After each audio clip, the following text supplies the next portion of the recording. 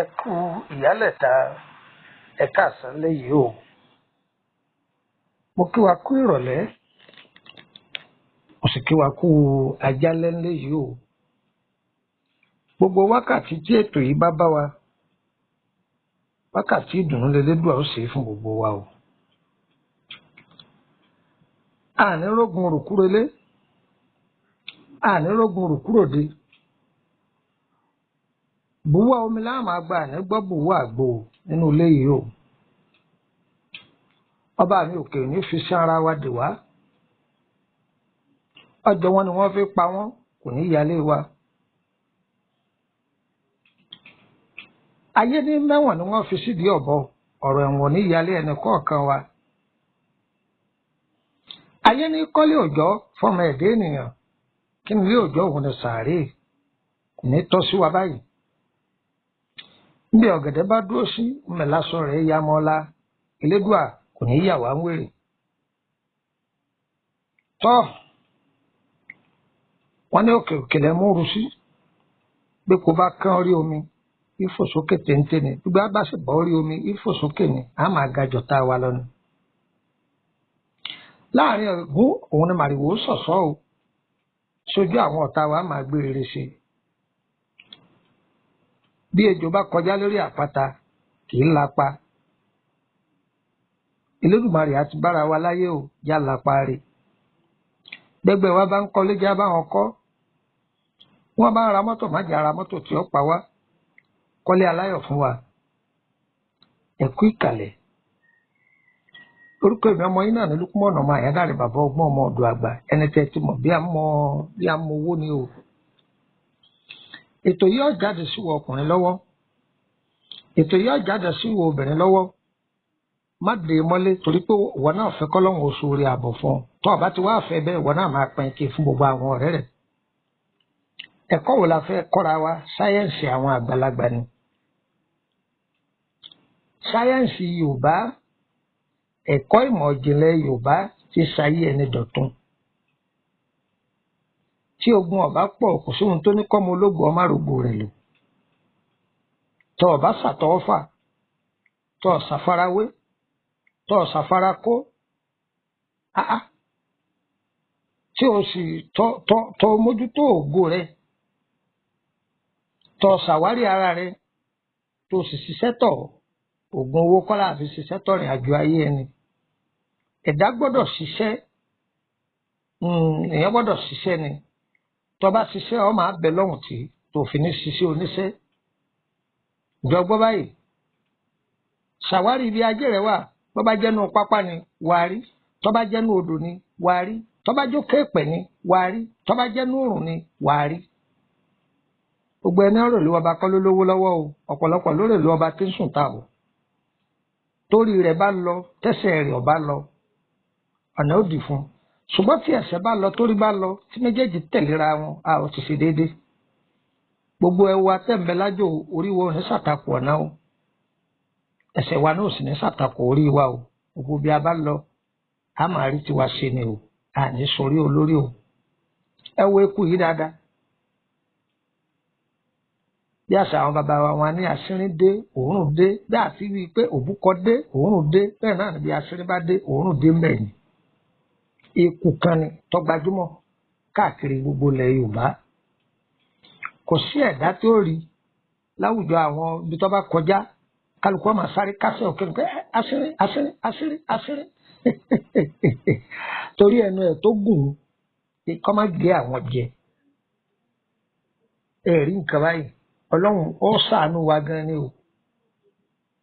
Mo ti máa sọ fún wa láwọn àyè ibìkan pé ohun tí wọ́n jẹ́ ńlẹ̀ ibìkan wọ́n fi ń sọlá sínú ìgbésí ayé ọmọ ẹlòmíì ni. Eeku Asinrin, ọ̀fẹ́ mẹ́kọ́ tí ń bẹ lórí ẹ̀kọ́ rẹ̀, àwọn ọ̀jọ̀gbọ́n ẹ̀kọ́ tá a kó lè rí ẹ̀ jàǹtìrẹrẹ ni. Ẹ mọ̀ pé mo ti sọ ọ̀rọ̀ fún wa nípa ẹja òjìjírí, a ti sọ part 1 nípa ìsọ̀ yìí, part 2 rẹ̀ náà ń bọ̀. Láìpẹ́ láì jìnnà ẹ gba part 2 rẹ̀, ẹ máa múra lẹ̀. Àwọn oríṣiríṣi ẹ̀kọ́ láti dára wa. Asinrin, bí àṣà àwọn bàbá wa wọn ní Asinrin ni mí ń ṣe é mú jẹ. Ọ̀pọ̀lọ́ ni mí ń ṣe wọn àmúṣe lọ́bẹ̀. bàbá mọ́pọ̀lọ́ tí ọjọ́ kọ̀ọ̀kan àájúlẹ̀ ni. Lórí tààbò mi wọn á tún sọ pé Asinrin ni mi ń ìṣẹ̀rìn àmújẹ ọ̀gá ni mi ń ìṣẹ̀rìn àmúṣe lọ́bẹ̀ tàbá mọ́pọ̀lọ́ tí ọjọ́ kọ̀ọ̀kan àájúlẹ̀ ni. Àwọn oríṣiríṣi ọ̀nà làwọn àgbàlagbà máa lò sí láti fi tún ìgbésí ayé ọmọ ẹ̀dẹ́ ènìyàn ṣe. Ọ̀gbọ́ ẹ wá nǹkan fìdílé o kẹsì fìdílé nǹkan kájọ kọ́ra wa ní sáyẹ́ǹsì àwọn àgbàlagbà yìí.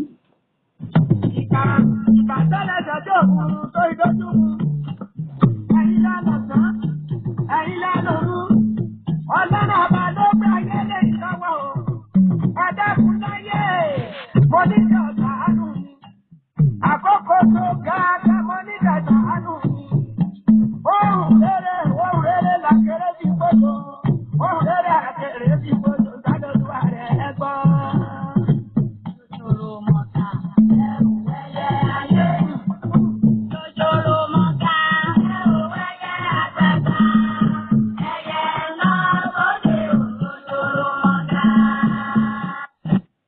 Ẹ kú kàlẹ̀ lẹ́ẹ̀kan sí.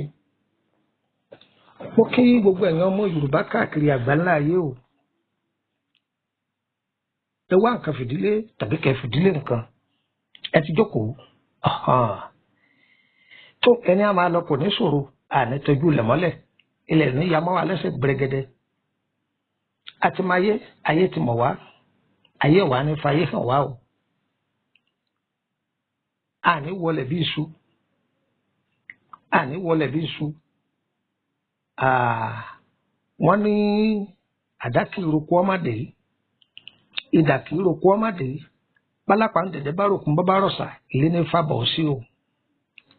Tó gbogbo ẹ̀yin ọ̀jọ̀gbọ́n ẹ má bínú wípé irun orí yín là ń gé èékánná ẹsẹ̀ yín là ń wà o. Gbogbo ibi tá a bá nawọ́ sí ẹ jẹ́ ká máa rí i mú o.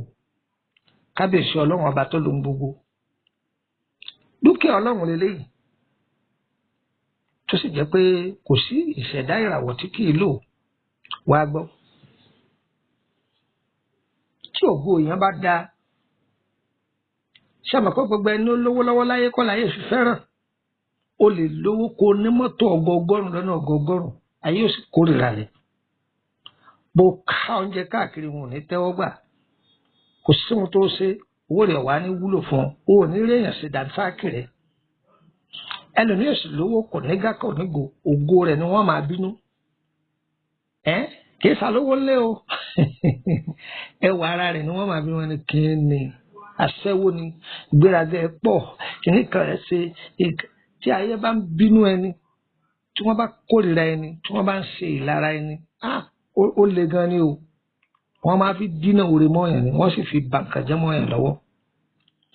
Kódà béèyàn bá pàtẹ ọjà kalẹ̀ wọn ìjọ ọ̀tà yàtọ̀ sí àṣàṣì torí pé táyọ̀ bàbá yẹn jẹ́ orí ẹnu ní tí wá. Bàbá ní òun fẹ́ lọ rajà lọ́dọ̀ ọ̀la wa ní máa lọ ọbẹ̀ járe gbéraga ẹ pọ̀ gbéraga ẹ pọ̀ jàre. Bẹ́ẹ̀ sì ni ìwà ẹni yìí dáa ṣùgbọ́n ògo ṣẹ̀dá rẹ̀ ni wọ́n ń bínú. Bóyá ó pupa wá látòdì ọ̀run ni àwọn náà wá lọ lo òrí yàtọ̀ àwọn èèyàn mi ní Kútọ́nù wa ní òrí tútù. Òrí tútù ni òrí ìbílẹ̀ òrí èbó òun ni kírímù tí ń lo èlò ọbẹ̀ tí fi ń pupa rókèrókè tí wọ́n rí pé gbogbo báwọn ṣe ń lo kírímù tó àwọn ò pupa tó inú wọn máa bí wọ́n ní ayé burú jù bẹ́ẹ̀ lọ ayé burú jù bẹ́ẹ̀ lọ. Ẹ̀kọ́ tútù náà lẹ́jọ́ ń tà lọ́jà ṣùgbọ́n elédùn àbò àlùbáríkà sì ti tiẹ̀ kú tàwọn yòókù lọ ń tà wọ́n ní ogun ní máa lọ sí kí kò sì mọ́bi kankan ju pọ́pọ́ lọ́rùn rẹ̀ lọ kò sí ohun táyé fi kó báyàn o ẹ̀yọ́ máa kó bá wa ni o. Bóòlù àti ilé ikú asín bóòlù àti ilé ikú asín wò mí ẹ lọ tọ́jú ikú asín yìí fún tí ọ̀tá bá pọ̀ téèyàn bá wà níbì kan tó jẹ́ pé wọ́n sábà máa kàn bínú ẹni láì nídìí. Ìyá ọkọ rẹ̀ ní máa bínú rẹ̀ ni ìyáálé rẹ̀ ní máa bínú rẹ̀ ni àwọn ẹbí ọkọ rẹ̀ ní ọgbà tiẹ̀ ni wọ́n fẹ́ fi lé ọkọ níbùjókòó àbí tọ́wọ́ bá débì kan wọn ètí ẹ̀jẹ̀ oṣù wọn dídákun dákẹ́ àbí ibi iṣẹ́ tó ń ṣiṣẹ́ ni wọ́n dígun lé ọ lórí ọ̀yà bóò ló ti ṣe bóò là á ti ṣe.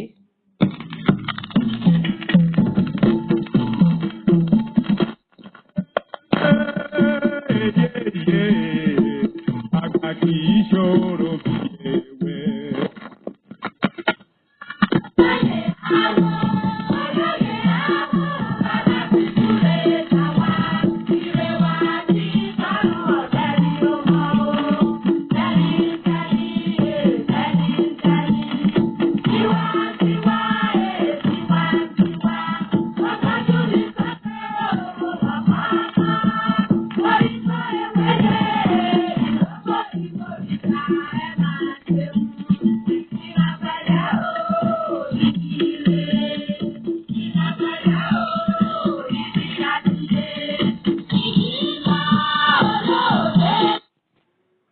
Ìgbà tí ẹ bá mú èèpo asín ẹ tọ́jú èèpo ọ̀bọ̀ ẹ sì tọ́jú igi ńlá. Ẹ gbọ́n mo wí èèpo asín èèpo ọ̀bọ̀ igi ńlá ọ̀gà gbígbẹ ẹ ti tọ́jú ọ̀gà gbígbẹ. Ẹ wá lọ tọ́jú èso àǹbèrè gbígbẹ èso àǹbèrè gbígbẹ. Eeku kan bẹ àwọn àgbàlagbà ń pè ní eeku àfè àfè olórúkọ méjì àfè lórúkọ rẹ̀ ń jẹ́ àfèmí là á pàfè orúkọ eeku náà àfè ní í jẹ́ ọ̀rọ̀ sì ń bẹ̀ wá lórí tiẹ̀ náà lọ́jọ́ iwájú. Eeku àfè òun náà ó kún. Igi kan bẹ à ń pè ní igi ifọ̀n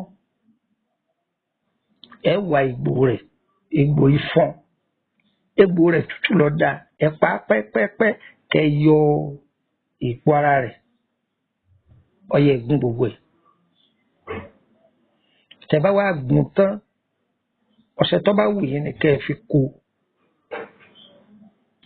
Kódà tó bá wù yín ẹ lè má pò lọ́ṣẹ ṣùgbọ́n ìfi ń da kéèyàn ó pò lọ́ṣẹ ẹ lè pín sọ́nà méjì.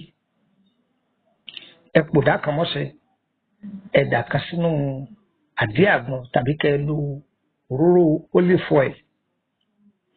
Kódà bí èèyàn bá dà sínú olive oil tó pọ̀ ẹ tú olive oil sí tí ó pọ̀ àwọn ará Kútọ́nù náà máa pè ní idolive tó bá pọ̀ dáadáa ẹ máa yọ omi orí rẹ̀ ẹ máa pín fún gbogbo àwọn ọmọ yín. Mo fi Ọlọ́run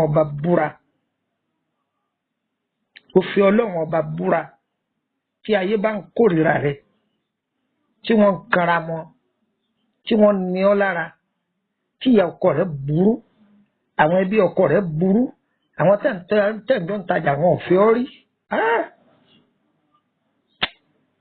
Àwọn èdè tí èsè tiẹ̀ wọ́n ní ọ́ lára máa lo sẹ́yìn máa lò ó dúpẹ́ fún Ọlọ́run.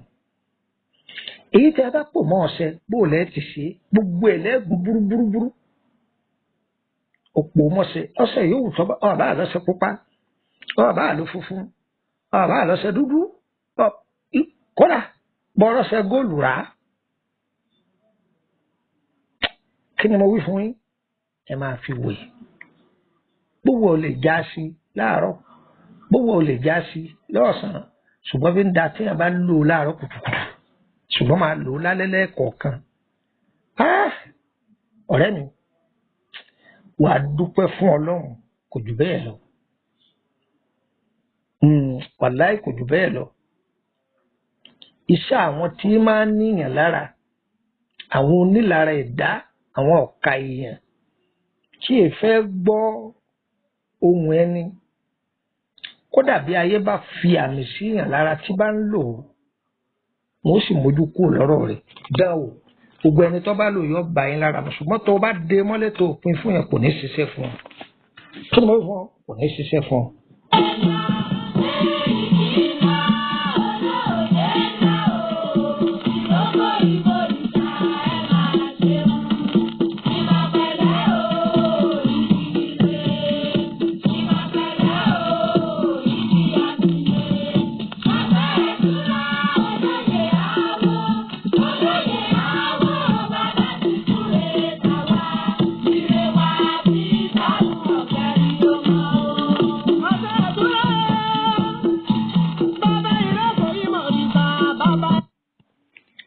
mi lẹ́ẹ̀kan sí ni Lukman ọmọ Àyándàrè bàbá ọgbọ́n ọmọ ọ̀dọ̀ àgbà. Kí làwọn àgbàlagbà tó ń lo eku asín fún? Ǹjẹ́ o mọ̀ yí pé tí ayé bá fún yàn ní nǹkan jẹ tí wọ́n fi gbé àrùn burúkú sí ni lára, a máa lè eku asín fún un. Òní kọ́, a máa sọ ọ́ níjọ́ mi. Ẹ máa gbọ́ níbi part 2. Eku asín. Ìwọ ìyá tọmọ rẹ̀ ń mugbó. Ìwọ ìyàwó tọkọ rẹ̀ ń mọtí àmupara. Ìwọ ọkọ tíyàwó rẹ̀ ń ṣàgbèrè. Ẹ gbọ́, ọmọ tí ń jalè. Bó láti lè eku asín? Báwo láti lo eku asín? Ẹ lọ wọ eku asín tútù. Ẹ má jẹ́ jásírín ẹyọ kan. Ewé kan bí àwọn bàbá wa ń pè ní ewé àrùnpalẹ̀. Àrùnpalẹ̀ yìí tútù rẹ̀ ní kẹ́ wá, ẹ má wá gbígbẹ. Ẹ ti tọ́jú ẹ̀. Ẹ ti tọ́jú ẹ̀. Ewé rẹ̀kùrẹ̀kù. Rẹ̀kùrẹ̀kù kì í fà kọ́kọ́ jẹ́ ẹ̀bá ọ̀nà. Ẹja sí. Ewé ọgbọ́, ẹja sí. Ewé jẹ́miníhò. Jẹ́miníhò lórúkọ méjì, jẹ́miníhò hò ní jẹ́ ewé jẹ́miníhò, ẹja sí. Kí ni wọ́n fún yín? Ẹ ti já sí. Ewé ìjókòó jẹ́ òun náà ní jẹ́ ewé jẹ́njókòó. Ewé ìjókòó jẹ́ òun náà wọ́n tún máa ń pè ní ewé jẹ́njókòó. Odidi àtàrí kan.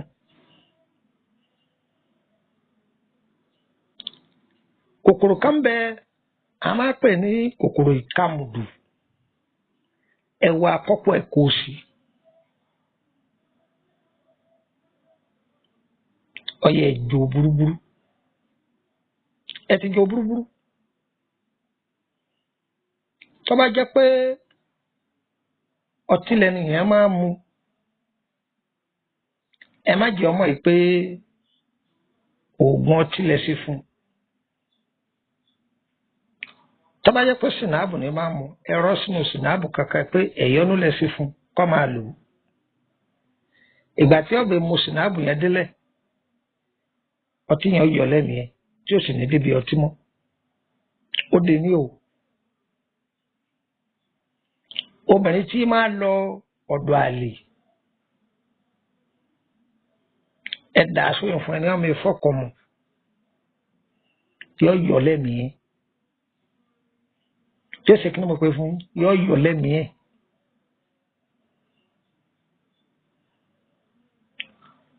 Ẹ gbọ́ mi, àní yọ yọ lẹ́nu yẹn.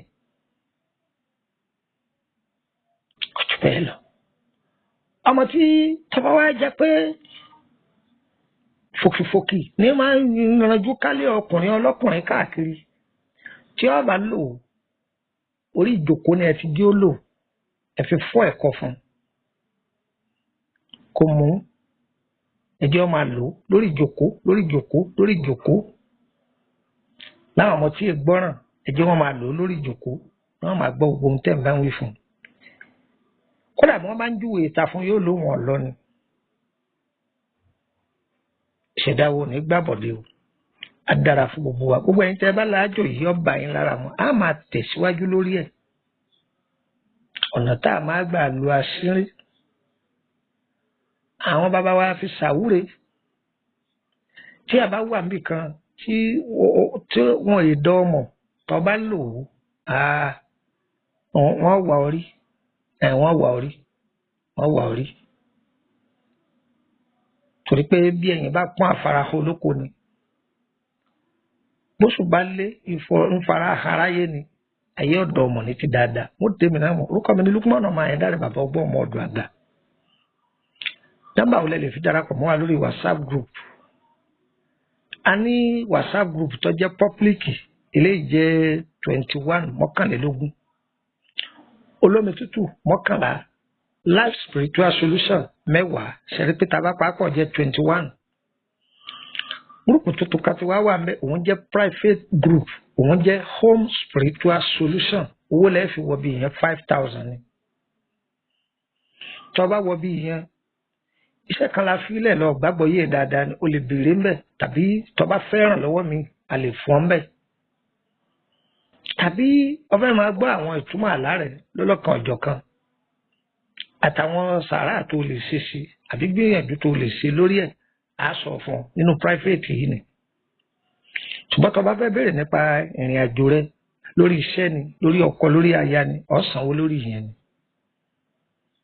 ẹ bá mi ṣiṣẹ́ o ẹ bá mi gbé fún díẹ̀ ṣẹ́ wọ́n lọ sanwó díẹ̀ ṣẹ́ ẹ̀ ń gbẹ́ bí mo ṣe ń tò fún wa.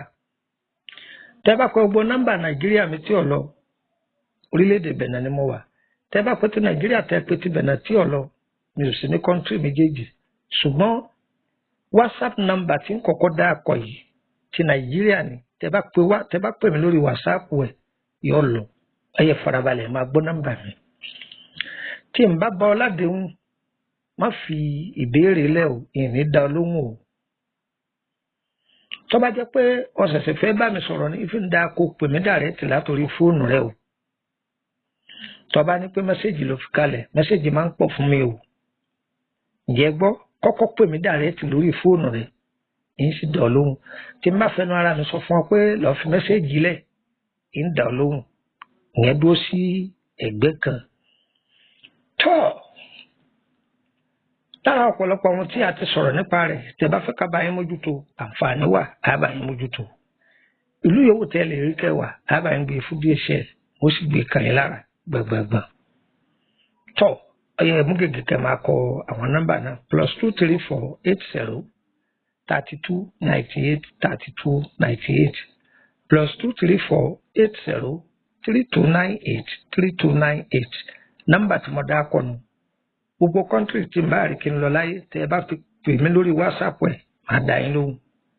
tọ́ ọyẹ máa gbá àwọn nọ́mbà yòókù +234 81 86 86 98 99 +234 81 86 86 98 99 +234 80 890 38658 +234 80 890 38658 +234 81 33 155 111 +234 81 33 155 111 oyo òkú nọ́mbà orílẹ̀-èdè Benin +229 54 65 1928 +229 54 65 1928 +229 54 65 1929 +229 54 65 1929. tó wọn ní bójú bá rọ̀ ilé àgbàtura ni gbogbo ẹ̀yin tẹ́ ń gbọ́ mi ayé yín yóò nítumọ̀ ayé yín yóò gbàtura ẹni bá nara kú o Elédùmarè yọ lànà fún yín orí yín yọ lànà fún yín gbogbo ayé yín yọ sọ̀rọ̀ sókè ire o ire kàbìtì.